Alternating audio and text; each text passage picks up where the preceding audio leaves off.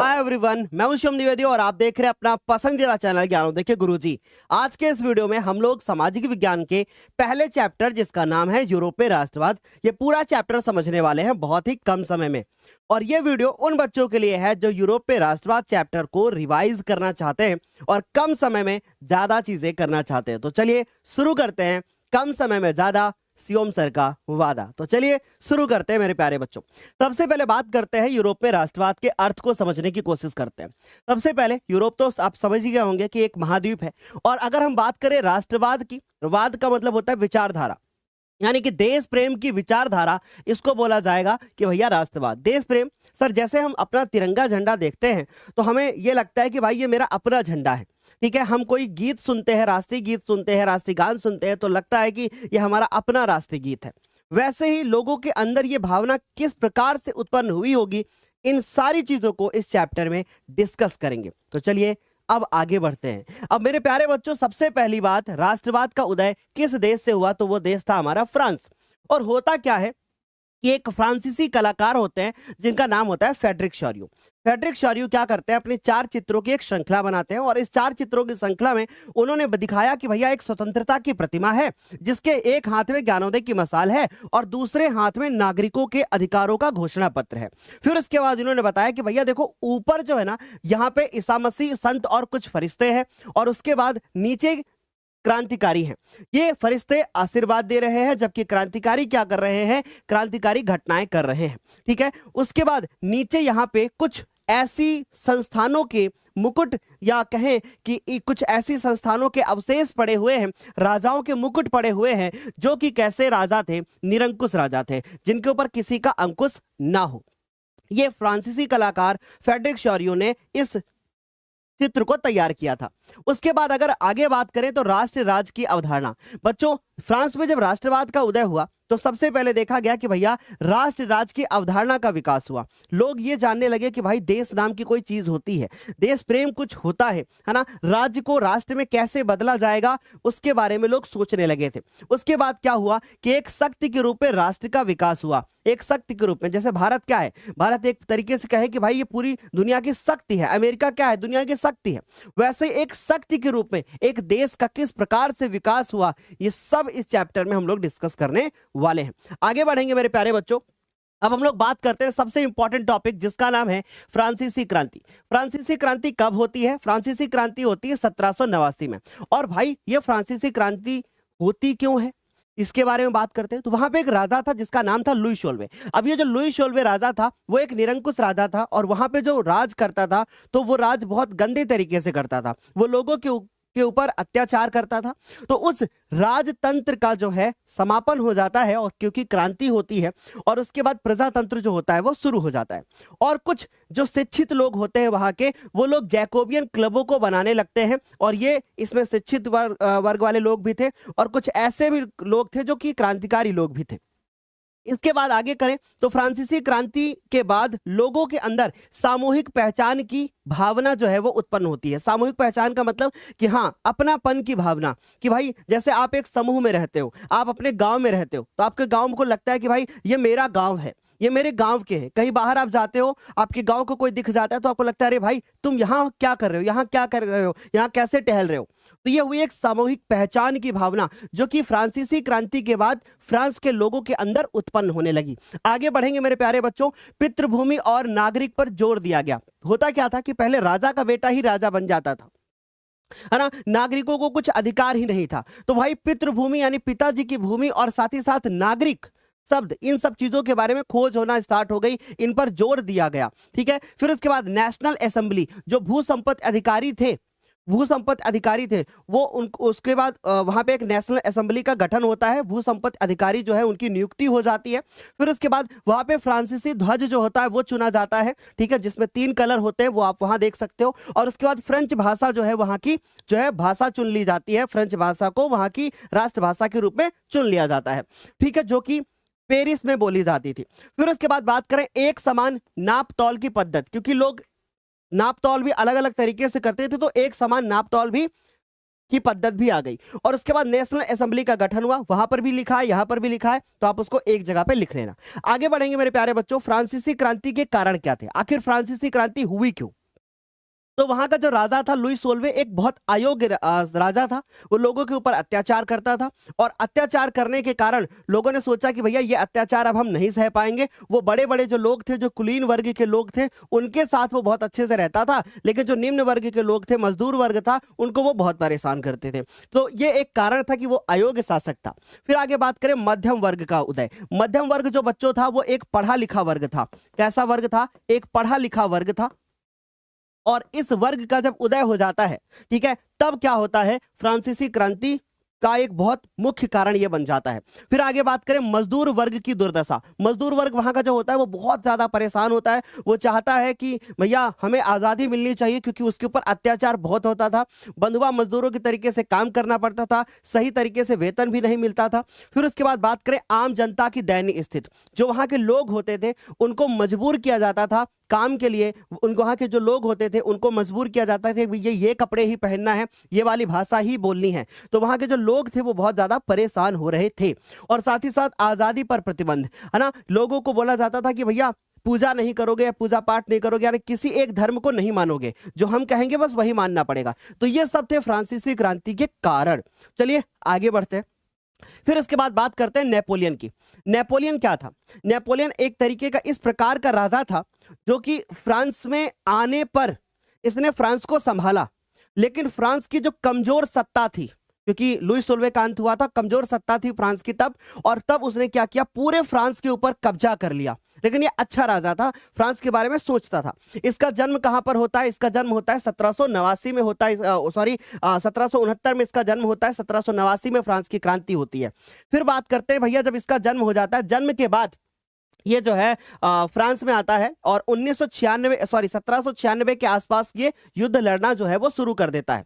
फिर क्या होता है, इसने पूरे फ्रांस के ऊपर कब्जा किया और 1804 ईस्वी में इसने अपने कोड को जारी कर दिया, जिसे नेपोलियन कोड के नाम से जाना जाता है।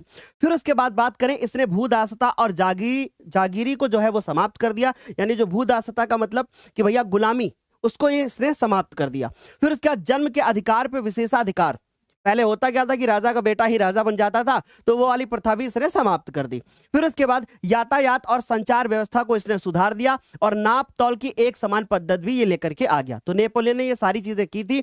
पूछा जाएगा बोर्ड एग्जाम में कि नेपोलियन का फ्रांस पे अधिकार जब हुआ तो नेपोलियन ने क्या किया, ये सारे पॉइंट लिखने पड़ेंगे। आगे चलेंगे मेरे प्यारे बच्चों। अब बात करते हैं जॉल वेराइन शुल्क संघ। बहुत इंपॉर्टेंट है, डायरेक्ट क्वेश्चन आता है कि जॉल वेराइन शुल्क संघ जो है वो क्यों स्थापित किया गया और कब स्थापित किया गया। तो जॉल वेराइन शुल्क संघ एक शुल्क संघ होता था कि एक राज्य से जब दूसरे राज्य में जाते थे तो कुछ क्या देना पड़ता था, टैक्स देना पड़ता था। तो ये जो शुल्क अवरोध थे इनको समाप्त कर दिया गया। और ये किसकी पहल थी, यानी किसने इसकी शुरुआत की, तो इसकी शुरुआत की प्रशिया ने। और प्रशिया क्या था, यानी कि प्रशा क्या था, वो जर्मनी का एक राज्य होता है। और इसमें मुद्राओं की संख्या को घटा करके कितना कर दिया गया, 2 कर दिया गया। आप अगर मेरा लॉन्ग वाला वीडियो देखोगे तो वहां पे आप देखोगे कि यहाँ पे 21 लिखा हुआ है, पर मेरे द्वारा बोला मुंह से 2 ही गया है। तो आप अपने नोट्स में सही कर लेना कि मुद्राओं की संख्या को बढ़ा करके 30 से घटा करके कितना कर दिया गया है, 2 कर दिया गया। आगे बढ़ेंगे मेरे प्यारे बच्चों। अब बात करते हैं यूरोप में राष्ट्रवाद का निर्माण। देखिए फ्रांस में जो जो चीजें होती थी ना, वो चीजें यूरोप में भी होती थी। अब यूरोप में ना जो समूह थे वो 2 तरीके थे, 2 तरीके के लोग थे। जैसे आजकल भारत में आप देखोगे ना तो एक मध्यम वर्ग दिखेगा आपको, और एक उच्च वर्ग दिखेगा, और एक निम्न वर्ग दिखेगा। यानी एक ऐसे लोग हैं जिनके पास खूब पैसा है, आलीशान बंगले में रह रहे हैं, और कुछ ऐसे हैं जो खेतों में काम कर रहे हैं, मजदूर वर्ग हैं, और कुछ ऐसे हैं जो अपनी जिंदगी को बिल्कुल एवरेज पे लेकर के चल रहे हैं, यानी वो मध्यम वर्ग के लोग होते हैं। ठीक, तो बच्चों ध्यान से देखना, यूरोप में राष्ट्रवाद का निर्माण कैसे हुआ, किस तरीके से। यूरोप में 2 प्रकार के ग्रुप थे। एक था राजशाही लोग थे जिनको कुलीन वर्ग कहा जाता है, और कुछ लोग थे गरीब लोग जिनको निम्न वर्ग के लोग कहा जाता है। होता क्या है कि उस समय पे यूरोप में कोई राष्ट्र राज नहीं था। जैसे इस समय पे आप देखते हो ना कि जर्मनी, इटली, ये आपको क्या दिखाई देते हैं, देश दिखाई देते हैं, पर ऐसा नहीं था। ठीक है, कुछ भी ऐसा नहीं था, कोई भी प्रकार का देश नहीं था यूरोप में। होता क्या है कि एक औद्योगिक क्रांति होती है। औद्योगिक क्रांति का मतलब इस प्रकार की एक क्रांति होती है कि भैया लोग जो होते हैं वो बहुत ज्यादा क्या करते हैं, उद्योग धंधे करने लगते हैं। जिसके बाद पैसा आता है और लोग फिर उस पैसे का उपयोग करके क्या करते हैं, पढ़ लिख जाते हैं, और इस प्रकार से मध्यम वर्ग का जो होता है वो क्या हो जाता है, उदय हो जाता है। तो एक क्वेश्चन डायरेक्ट बोर्ड पेपर में आता है कि मध्यम वर्ग के उदय का कारण क्या था, तो मध्यम वर्ग के उदय का कारण था फ्रांसीसी क्रांति। इस प्रकार से यूरोप में राष्ट्रवाद का निर्माण धीरे धीरे करके होने लगता है। और आगे बढ़ेंगे, समझ में आ रहा होगा कि दो गुट में यूरोप जो है था वो बटा हुआ था, कोई भी राष्ट्र राज नहीं था। फिर एक औद्योगिक क्रांति होती है और मध्यम वर्ग का उदय हो जाता है। मध्यम वर्ग बहुत पढ़ा लिखा वर्ग था और इस वर्ग ने यूरोप में जितनी भी क्रांतियां हुई उसमें बहुत ज्यादा इसने मदद की। इन्होंने क्रांतिकारियों का बहुत साथ दिया। आगे बढ़ेंगे मेरे प्यारे बच्चों, अब बात करते हैं उदारवाद का आरंभ। उदारवाद, अगर हम उदारवाद के बारे में बात करें, यानी कि उदारवाद इस प्रकार का, एक उदारवाद का अर्थ है कि व्यक्ति के लिए आजादी और कानून के समक्ष और सबकी बराबरी। उदारवाद का मतलब ऐसे समझ सकते हो कि इनडायरेक्टली आप देश प्रेम ही समझ सकते हो, ठीक है। तो ये उदारवाद का आरंभ कब होता है, ये होता है 19वीं शताब्दी में। कब होता है बेटा, 19वीं शताब्दी में होता है। और उदारवाद का अर्थ होता है कि व्यक्ति के लिए आजादी, कि प्रत्येक व्यक्ति जो है वो आजाद होना चाहता है और कानून के समक्ष, है ना, और कानून के समक्ष सबकी बराबरी हो। ऐसा ना हो कि अगर कोई दूसरा व्यक्ति जाए तो उसको कानून उसके लिए दूसरा हो, और उसके बाद कोई दूसरा व्यक्ति जाए तो उसके लिए कानून दूसरा हो। ऐसा कुछ नहीं होना चाहिए। तो इसका आरंभ कब होता है, 19वीं शताब्दी से हो जाता है। फिर आगे बात करें तो उदारवाद यह सबकी सहमत से बनी सरकार पर जोर देता है। यानी उदारवाद कहता है कि सबकी सहमत से जो सरकार बनेगी वही सरकार अच्छी होगी, ठीक है। जैसे भारत में क्या है, सब लोग वोट डालते हो, सबकी सहमत पे सरकार बनती है, तो भाई उदारवाद है भारत में, राइट। आगे चलते हैं मेरे प्यारे बच्चों।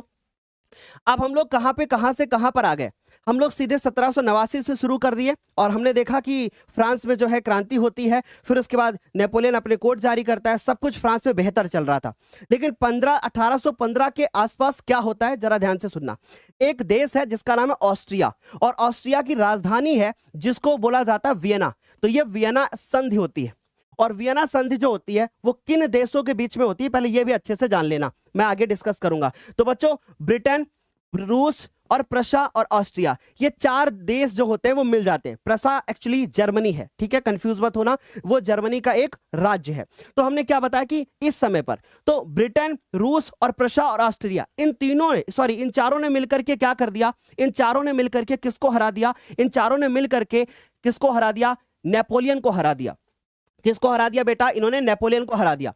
और नेपोलियन को किस युद्ध में हराया, तो वो युद्ध होता है वाटरलू का युद्ध। अब ये जो वाटरलू का युद्ध होता है इसमें नेपोलियन हार जाता है और ऑस्ट्रिया के चांसलर ड्यूक मैटरनिक उसके अध्यक्ष होते हैं। ये क्वेश्चन पूछा जाएगा। और जो ऑस्ट्रिया के चांसलर ड्यूक मैटरनिक होते हैं ये बोलते हैं कि अब वापस से फ्रांस में बूर्बो वंश वापस से आना चाहिए, वापस से वहां पे जो राजतंत्र था वो वापस आना चाहिए, जो कि नेपोलियन के आने के बाद हट गया था। अब वापस से क्या होता है कि बूर्बो वंश जो होता है वो फ्रांस में वापस आ जाता है। और फिर क्या होता है कि जितनी सीमाएं थी फ्रांस की, उन सीमाओं पर आसपास के जो इलाके थे उन पे नेपोलियन ने कब्जा करना स्टार्ट कर दिया था, क्योंकि नेपोलियन एक अच्छा राजा था, ऐसा आप मान सकते हो। वो फ्रांस के बारे में सोचता था, ठीक है। तो अब उसने कुछ जितने भी राज्यों को स्थापित किया था उनको सबको हटा दिया गया। और फिर क्या किया इन्होंने, ऑस्ट्रिया के चांसलर ने जब वहां पे कब्जा कर लिया फ्रांस के ऊपर और इन्होंने अपनी अध्यक्षता में ऐसा करवाया, तो हुआ क्या कि फ्रांस की सीमाओं पर जो है ना इन्होंने कई राज्य बना दिए। क्यों बना दिए, ताकि फ्रांस और आगे ना बढ़ सके, ठीक है। तो वो कई जो है इन्होंने क्या कर दिए, राज्य स्थापित कर दिए। तो ये सब होता है 1815 के बाद। बच्चों आगे चलेंगे, अब हम लोग बात करते हैं कुछ क्रांतिकारी घटनाओं के बारे में, आगे बात करेंगे और देखते हैं क्या होता है। अब यूरोप जो होता है वो पुनः तानाशाही के शासन में फंस चुका था। क्यों फंस चुका था, क्योंकि अब जो है ना नेपोलियन जो होता है वो हार जाता है, ठीक है। तो वो फंस चुका था। अब क्या होता है, गुप्त संगठनों की स्थापना होती है। अब आपके मन में चल रहा होगा सर ये गुप्त संगठन क्या होता है, जैसे समझने की कोशिश करो। आपके गांव में कोई प्रधान हो, उसको हटा दिया जाए। अब वो प्रधान क्या करेगा, वो सोचेगा कि भैया कुछ गुप्त संगठन बनाते हैं, छोटे छोटे संगठन बनाते हैं। और उन गुप्त संगठनों में कौन सा संगठन बना था, सबसे पहले ये मैत्सनी ने बनाया था, यंग इटली और यंग यूरोप। ये गुप्त संगठन की स्थापना हो जाती है। कौन बनाता है, मैत्सनी बनाता है। और मैत्सनी को इटली के राष्ट्रवाद का मसीहा कहा जाता है, क्योंकि इटली के एकीकरण में मैत्सनी ने बहुत बड़ी भूमिका निभाई थी। उसके बाद आगे बात करते हैं कि भैया मैथ्सनी का जन्म कब होता है। मैथ्सनी का जन्म होता है 1807 में।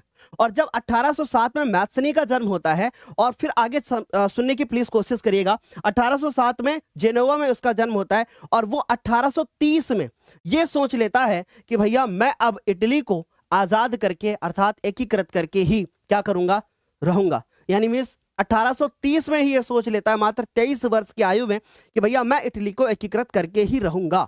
ये क्वेश्चन पूछा जाता है। फिर उसके बाद बात करें मैटरनिख ने क्या कहा। मैटरनिख ने कहा कि ये जो मैथ्सनी है ना, ये हमारी सामाजिक व्यवस्था का सबसे बड़ा दुश्मन है। अब आपके मन में चल रहा होगा कि आखिर ये मैटरनिख क्यों ऐसा बोल रहे थे। देखो मैटरनिख ने क्या किया था ना कि जो ऑस्ट्रिया थी ना, ऑस्ट्रिया, उसके वो वियना में के कहें कि चांसलर थे, ऑस्ट्रिया के चांसलर मैटरनिख, और उन्होंने ही नेपोलियन को हराया था, ठीक है, एक संधि के माध्यम से। अब ये मैटरनिख चाहते थे कि वापस से फ्रांस में बूर्बो वंश जो है वो बना रहे, कोई दूसरा वंश अब ना आ पाए, फिर से कोई क्रांतिकारी घटना ना हो। लेकिन मैथ्सनी गुप्त संगठन के माध्यम से क्या कर रहा था, क्रांतिकारी घटनाओं को परिणाम देने की कोशिश कर रहा था, तो उसने गुप्त संगठन बना दिए थे। इसीलिए जो मैटरनिख थे ये इनसे चिढ़ते थे। मैटरनिख इनसे चिढ़ते थे। किससे चिढ़ते थे? मैथ्सनी से चिढ़ते थे। मैथ्सनी का संबंध मैटरनिख के साथ बहुत है, ठीक है, ये बात सभी को समझ में आ गई होगी। आगे चलेंगे बच्चों, अब बात करते हैं क्रांतियों का युग, यानी कुछ अब क्रांतिकारी घटनाएं हो जाती हैं। क्यों? क्योंकि अब 1815 में वियना संधि हो गई, वहां से नेपोलियन की हार हो जाती है, बाद में नेपोलियन की डेथ भी हो जाती है कुछ सालों के बाद, उससे आपका भी मतलब नहीं है। अब बात करते हैं क्रांतियों के युग। अब क्रांतियों में क्या होता है, जो पहली क्रांति होती है वो पहली क्रांति होती है जुलाई क्रांति, और ये कब होती है? 1830 में। कहां पर होती है? फ्रांस में होती है। सर आखिर ये क्यों होती है? सर आखिर ये क्यों होती है जुलाई में फ्रांस क्रांति? क्यों? ध्यान से सुनिएगा, जुलाई में फ्रांस में जुलाई क्रांति क्यों होती है? ये इसलिए होती है क्योंकि वहां के जो लोग होते थे ना वो बहुत परेशान हो रहे थे, भूख से परेशान हो रहे थे, और बहुत ज्यादा क्या थे, जो वहां का अध्यक्ष था जिसको कि चार्ल्स दसम था। अब चार्ल्स दसम को ऑस्ट्रिया के चांसलर ने ही क्या किया था, स्थापित कर दिया था वहां पे, या कहें कि उनको बोल दिया था कि भाई तुम वहां पे जो है राज कर लो अब। तो ये जो बोर्बो शासक जो चार्ल्स दसम था, इसको उखाड़ फेंकते हैं जुलाई क्रांति में। कौन उखाड़ फेंकता है? कौन उखाड़ फेंकता है? भाई फ्रांस के क्रांतिकारी उखाड़ फेंक देते हैं उसको, ठीक है, और जो कोई मैटरनिख ने इसको स्थापित कर दिया था वहां पे। अब आगे बात करते हैं, और उसके बाद फिर दूसरे किसी को अध्यक्ष बना दिया जाता है 1830 में। ये बड़ा ही इंपॉर्टेंट क्वेश्चन आएगा कि 1830 में जब फ्रांस में पहली क्रांति जुलाई क्रांति होती है, इसको जुलाई क्रांति के नाम से जाना जाता है, तो होता यह है कि बूर्बो शासक चार्ल्स दसम को उखाड़ फेंका जाता है, जो कि वहां के क्रांतिकारी उखाड़ फेंकते हैं। फिर लुई फिलिप को वहां का अध्यक्ष बना दिया जाता है, कहां का? फ्रांस का, और संवैधानिक राजतंत्र स्थापित कर दिया जाता है। बोर्ड एग्जाम में एक नंबर का क्वेश्चन आएगा कि भैया बता दो कि 1830 में, या ऐसे क्वेश्चन आएगा कि लुई फिलिप की अध्यक्षता में कब संवैधानिक राजतंत्र स्थापित किया गया? तो 1830 में। ये क्वेश्चन पूछा जाएगा, बहुत इंपॉर्टेंट है। अब आगे देखो क्या होता है। अब जब ये स्थापित कर दिया जाता है तो मैटरनिख क्या बोलते हैं? मैटरनिख कहते हैं कि फ्रांस जब छींकता है तो बाकी यूरोप को सर्दी जुकाम हो जाता है। ये बात इन्होंने क्यों बोली? जैसे इन्होंने बोला कि भाई जब भी फ्रांस को छींक आती है ना तो इस सर्दी जुकाम यूरोप का हो जाता है। क्यों? क्योंकि जो जो फ्रांस में हो रहा था वो सारी चीजें यूरोप में भी हो रही थी, इसलिए वो फ्रांस छींकता है तो बाकी यूरोप को सर्दी जुकाम हो जाता है, ऐसा मैटरनिख बोलते हैं, ठीक है। सो आई होप समझ में आई होगी बात। दो बातें हमने बताई, मैटरनिख ने मैथ्सनी को हमारी सामाजिक व्यवस्था का सबसे बड़ा दुश्मन बताया, और मैटरनिख ने ही कहा कि जब फ्रांस छींकता है तो बाकी सबको सर्दी जुकाम हो जाता है। क्यों कहा? क्योंकि जो फ्रांस में होता था वही हमारे यूरोप में हो जाता था। तो आई होप यहां तक क्लियर हो गया होगा। आगे चलेंगे। अब बच्चों ब्रुसेल्स में भी विद्रोह हो जाता है। सर ब्रुसेल्स क्या है? ब्रुसेल्स क्या है? ब्रुसेल्स इस समय पर बेल्जियम की राजधानी है, जो कि आप सत्ता की साझेदारी चैप्टर में पढ़े होंगे। तो ब्रुसेल्स में विद्रोह हो जाता है, जो कि ब्रुसेल्स पहले नीदरलैंड के अंदर था, अब नीदरलैंड बेल्जियम से अलग हो जाता है। तो ये हुआ, समझ लो कि नीदरलैंड के अंदर क्या हो जाता है? विद्रोह होता है, और जिसकी वजह से नीदरलैंड के अंदर ब्रुसेल्स होता है, उसमें विद्रोह हो जाता है, या कहें कि नीदरलैंड में हो जाता है, एक ही बात है। और फिर बेल्जियम जो होता है वो नीदरलैंड से अलग हो जाता है। ये दूसरा आपने क्रांति देखी। फिर आगे बढ़ेंगे। अब बात करते हैं यूनान। यूनान क्या था? ऑटोमन साम्राज्य का हिस्सा था। अब यूनान जो है ना, इसको यूरोपीय सभ्यता का पालना भी बताया गया है, यह आपने पढ़ा होगा, ठीक। क्यों बताया गया है? क्योंकि ऐसा बोला गया कि भाई यूरोप को सीखना चाहिए। किससे सीखना चाहिए? यूनान से सीखना चाहिए। अब यूरो जो हमारा यूनान होता है वो ऑटोमन साम्राज्य का हिस्सा था। इसने अपनी आजादी के लिए संघर्ष करना स्टार्ट कर दिया। कब? 1821 में। और बाद में एक संधि के माध्यम से, जिसको बोला जाता है कुस्तुनतुनिया की संधि, ये संधि हो जाती है 1832 में। भाई मैं रिक्वेस्ट करूंगा कि इस संधि को प्लीज जरूर देखना, क्योंकि 1832 में कुस्तुनतुनिया की संधि होती है, जिसकी वजह से जो यूनान होता है वो एक स्वतंत्र राष्ट्र बन जाता है, उसको एक स्वतंत्र राष्ट्र की मान्यता मिल जाती है। तो आई होप यहां तक क्लियर हो गया होगा। आगे बढ़ेंगे, अब बात करेंगे रूमानी कल्पना और राष्ट्रीय भावना। अब आपको क्या लगता है कि कोई भी देश ऐसे ही आजाद हो जाता है, लड़ाई झगड़ा करके, क्रांति करके आजाद हो जाता है? नहीं, ऐसा बिल्कुल भी नहीं होता है। भारत क्या देश सिर्फ भगत सिंह और महात्मा गांधी जी की वजह से आजाद हुआ? बिल्कुल भी नहीं। आपको बहुत अच्छे से पता होना चाहिए कि कुछ संगीत बने, कुछ चित्र बनाए गए, तब लोगों के अंदर क्या हुआ? देश प्रेम की भावना जागृत हुई, तब भारत आजाद हुआ। ठीक उसी प्रकार से यूरोप में भी हुआ। यूरोप में क्या हुआ बच्चों, ध्यान से देखना। यूरोप में कला, काव्य और कहानियां और संगीत ने राष्ट्रवादी भावनाओं का निर्माण कर दिया, और कुछ ऐसे सांस्कृतिक आंदोलन किए गए जिसकी वजह से लोग जाने कि भैया राष्ट्रवाद होता क्या है, देश प्रेम होता क्या है। फिर उसके बाद स्थानीय जो भाषा थी उसके ऊपर क्या कर दिया गया? जोर दे दिया गया कि भैया जो वहां की भाषा थी, लैंग्वेज थी, उसके ऊपर जोर दिया गया। इन सभी कारण की वजह से ही यूरोप में राष्ट्रवाद का उदय हो सका। तो आई होप यहां तक सभी को क्लियर हो गया होगा। आगे चलेंगे, अब बात करते हैं भूख, कठिनाइयां और जन विद्रोह। अब आपने देखा कि 1830 में क्रांतियां हो जाती हैं, और आपने नोटिस किया होगा कि मैंने बताया था कि भाई जुलाई क्रांति का जो मुख्य कारण था वो ये था कि लोग भुखमरी से परेशान थे, लोग बेरोजगार थे, इसलिए पहली क्रांति जुलाई क्रांति होती है। ठीक है, सो आई होप यहां तक समझ में आया होगा। अब आगे बढ़ेंगे तो भूख, कठिनाइयां और जन विद्रोह होता है। होता क्या है एक्चुअली बच्चों कि यूरोप की जनता बहुत तेजी से क्या कर रही थी? अपनी जनसंख्या में वृद्धि कर रही थी। लेकिन इंग्लैंड के अंदर औद्योगिक क्रांति हो चुकी थी, तो वहां के लोग परेशान नहीं थे, और यूरोप के लोग बेरोजगार हो रहे थे। शहरों के में भीड़ बढ़ती जा रही थी, लोग गरीब बस्तियों में जाकर के रहने लगे थे ताकि वो रोजगार भी मिलता है शहर में। फिर आगे बढ़ेंगे, इंग्लैंड में औद्योगिकरण हुआ था तो उसको इतना ज्यादा परेशानी नहीं थी। आगे बढ़ेंगे, अब क्या होता है कि कठिनाइयां पैदा हो गई, जन विद्रोह पैदा हो गया। क्यों पैदा हुआ? क्योंकि भूख से परेशान लोग, बेरोजगार लोग, तो फिर जन विद्रोह हो गया, यानी लोग आपस में लड़ने लगे। और फिर एक वक्त आता है 1848 ईस्वी में, जो फ्रांस की राजधानी होती है पेरिस, फ्रांस की राजधानी जो पेरिस होती है, वहां के लोग सड़क पर उतर आते हैं, और आपने देखा होगा कि जब 1830 में बूर्बो शासक चार्ल्स दसम को उखाड़ फेंका जाता है, तो लुई फिलिप को वहां पे अध्यक्ष बनाया जाता है और फ्रांस में एक संवैधानिक राजतंत्र की घोषणा हो जाती है। लेकिन अब ध्यान से सुनिएगा कि जो वो लुई फिलिप था, अब उसको भी भागना पड़ा, क्यों? क्योंकि अब लोग जो थे वो सड़क पर उतर आए थे, और लुई फिलिप भी कुछ कर नहीं पा रहा था, भूखमरी बढ़ती चली जा रही थी।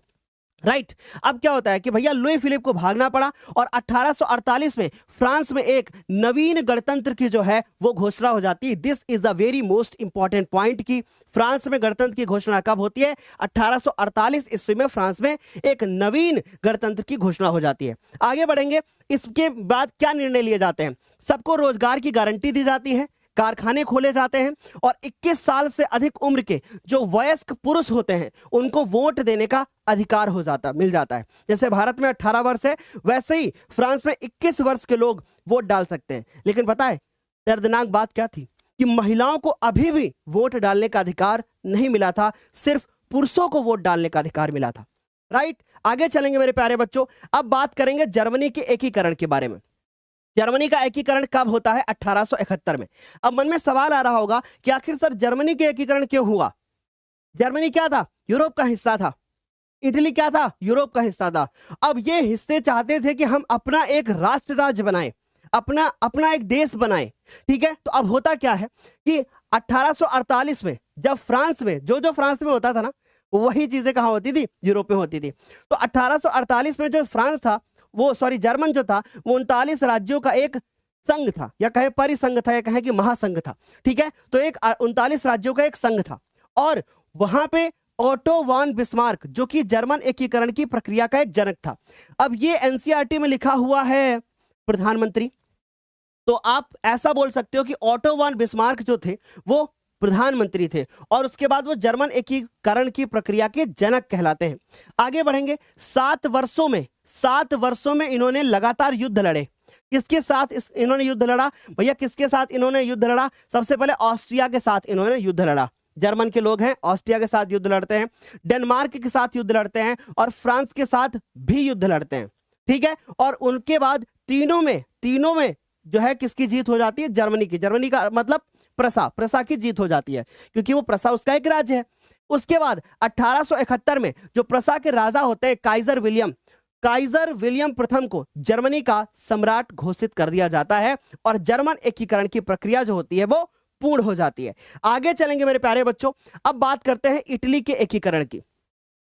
इटली का एकीकरण कब होता है? 1870 में।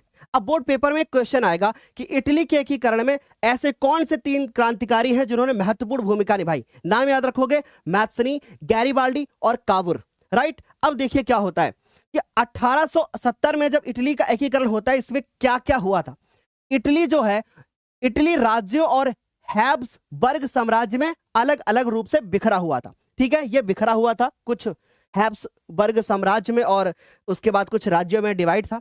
और पूरे इटली में इतालवी भाषा पूरे इटली में नहीं बोली जाती थी, क्योंकि अब चूंकि जैसे भारत है, अब भारत में क्या है कि भारत बहुत सारी भाषा यहाँ पे बोली जाती है, लेकिन वैसे ही इटली के अंदर एक भाषा अर्थात इतालवी भाषा नहीं बोली जाती थी, जबकि बोला जाना चाहिए ना सब, क्योंकि हर व्यक्ति को बोलना चाहिए इतालवी भाषा। फिर क्या होता है कि 1830 के दशक में मैत्सनी ने इटली को एकीकृत करने का प्रयास किया था। जैसा मैंने आपको स्टार्टिंग में ही बताया था कि 1830 में जब मात्र वो 23 वर्ष की उम्र का था, तभी उसने प्रयास किया था कि इटली एकीकृत हो जाए। फिर क्या होता है, उसने यंग इटली नामक गुप्त संगठन भी स्थापित किए थे, लेकिन वो सक्सेस नहीं हो पाया था। राइट। फिर आगे उसने ये लोग आ गए और फिर उसके बाद जब काबुर आया, गैरिबाल्डी आए, तो हेल्प मिल गई। आगे क्या होता है देखते हैं जरा ध्यान से। प्रधानमंत्री काबुर ने राज्यों को संगठित करने के लिए आंदोलन को नेतृत्व प्रदान किया और फ्रांस और सार्डिनिया पीडमांट के बीच में एक कूटनीतिक संधि हो गई। तो अब यह बात याद रखना कि इटली का एकीकरण होता है तो किसके बीच में संधि होती है? तो संधि होती है सार्डिनिया पीडमांट और फ्रांस के बीच में, एक कूटनीतिक संधि हो जाती है। फिर क्या होता है कि 1859 में सार्डिनिया पीडमांट ने ऑस्ट्रिया को पराजित कर दिया। किसको हरा दिया? ऑस्ट्रिया को हरा दिया। उधर जर्मनी ने भी ऑस्ट्रिया को हराया था और इधर इटली ने भी ऑस्ट्रिया को हरा दिया। और जो गैरिबाल्डी होते हैं, गैरिबाल्डी के नेतृत्व में अनेक सैनिक होते हैं, वो भाग लेते हैं। तो आई होप यहां तक आराम से समझ में आ रहा होगा। यानी आप क्या देखे, आपने देखा कि भैया मैत्सनी है, उन्होंने कुछ गुप्त संगठन बना दिए। उसके बाद काबुर ने क्या कर दिया? कूटनीतिक संधि कर दी। और ना गैरिबाल्डी ने क्या कर दिया? नेतृत्व प्रदान कर दिया और ऑस्ट्रिया को हरा दिया। तीनों ने अपना अपना काम कर दिया। और अब क्या होता है? अब होता है कि 1861 में विक्टर इमैनुअल द्वितीय को राजा घोषित कर दिया जाता है। किसका? इटली का राजा घोषित कर दिया जाता है। लेकिन अभी इटली के सारे राज्य एकीकृत नहीं हुए थे, यानी पूर्ण रूप से कहें तो इटली अभी एकीकृत नहीं हुआ था। कुछ सालों के बाद 1870 में यह एकीकरण जो होता है वो पूर्ण हो जाता है।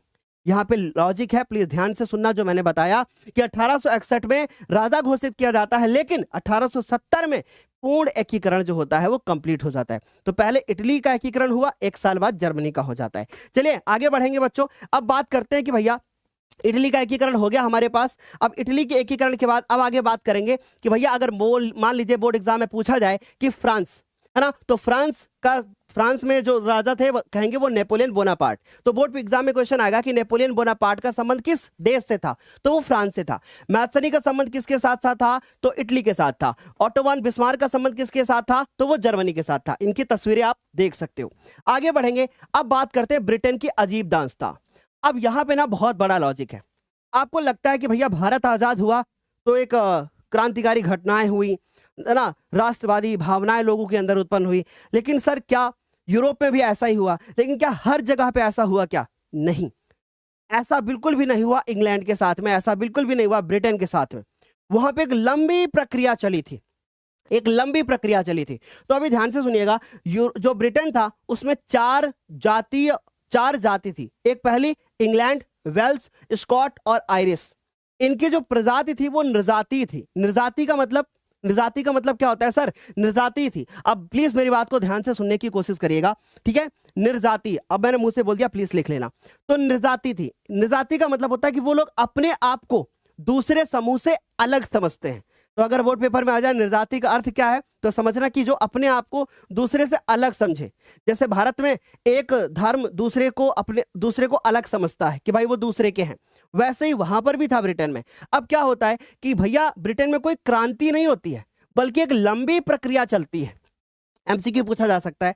और ब्रिटेन में 4 प्रकार के जात समूह थे। एक था अंग्रेज थे, यानी इंग्लैंड के लोग थे, वेल्स थे, स्कॉट थे, और उसके बाद क्या थे? आयरिश थे। आई होप यहां तक समझ में आ रहा होगा। स्कॉटलैंड, आयरिश और उसके बाद अंग्रेज जो कि इंग्लैंड थे, है ना, इंग्लैंड वाले थे। अब होता क्या है कि इंग्लैंड और स्कॉट, इन दोनों के बीच में, प्लीज ध्यान से सुनिएगा, इंग्लैंड और स्कॉटलैंड के मध्य एक्ट ऑफ यूनियन 1707 ईस्वी में आ जाता है और United kingdom of great Britain का गठन हो जाता है। यानी इन दोनों ने मिल करके किसका गठन कर दिया? United kingdom of great Britain का गठन कर दिया। अब आपने देखा कि इंग्लैंड और स्कॉटलैंड आपस में मिल गए। अब ये आगे चल करके आयरलैंड के साथ भी ऐसा ही करते हैं। और क्या करते हैं आगे देखेंगे, लेकिन उसके पहले यहां देखते हैं।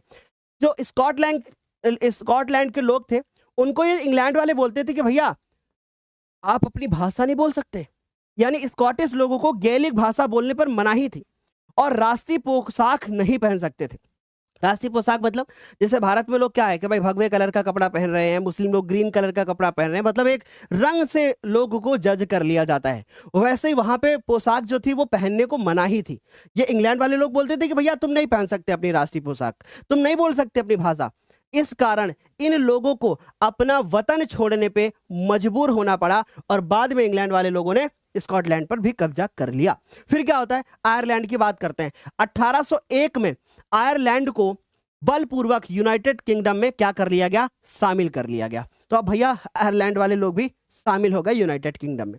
फिर क्या होता है बच्चों कि ब्रिटेन का जो झंडा होता है, जिसको यूनियन जैक बोलते हैं, जो कि झंडा वहां पे आप देख सकते हो, और राष्ट्रीय गान वहां का जो है वो है God save our noble king. इसको सम्मान दिया जाने लगा, राइट। तो ये थी हमारी ब्रिटेन की कहानी। आगे चलेंगे मेरे बच्चों, अब बात करेंगे राष्ट्र की दृश्य कल्पना, है ना, बहुत इंपॉर्टेंट है। जैसे भारत में क्या होता है, आप लोगों ने बहुत अच्छे से देखा होगा कि भारत में भारत माता की तस्वीर बनाई गई, है ना। वैसे ही जो फ्रांस था, जर्मनी था, वहां पे किसकी तस्वीरें चली? ठीक। तो बच्चों अगर राष्ट्र दृश्य की कल्पना की बात करें तो सबसे पहले मारियान या कहीं कहीं पे मारियाना मिलेगा। ये जो है ना एक फ्रांस की नारी रूपक थी। फ्रांस की नारी रूपक, जैसे भारत की नारी रूपक भारत माता बोलोगे, वैसे फ्रांस की नारी रूपक मारियान थी। और ये लाल टोपी पहनती थी, है ना। यानी इस पिक्चर में आप लाल टोपी देखोगे, है ना, उसके बाद तिरंगा देखोगे और उसके बाद आप कलगी देखोगे। कलगी का मतलब जैसे बालों में यहाँ पे कुछ लगा हुआ होता था इनके, राइट। फिर उसके बाद अगर मैं बात करूं कि जर्मेनिया जर्मन की थी नारी रूपक, और ये बलूत वृक्ष के पत्तों का एक मुकुट पहनती थी। ये जो मुकुट पहनती थी उसमें बलूत वृक्ष थे, राइट, उनके पत्तों के मुकुट को पहनती थी। और ये तलवार को अपने साथ में रखती थी जिस पर लिखा होता था कि जर्मन तलवार, ये पूछा जाएगा, जर्मन तलवार जर्मन राइन की रक्षा करती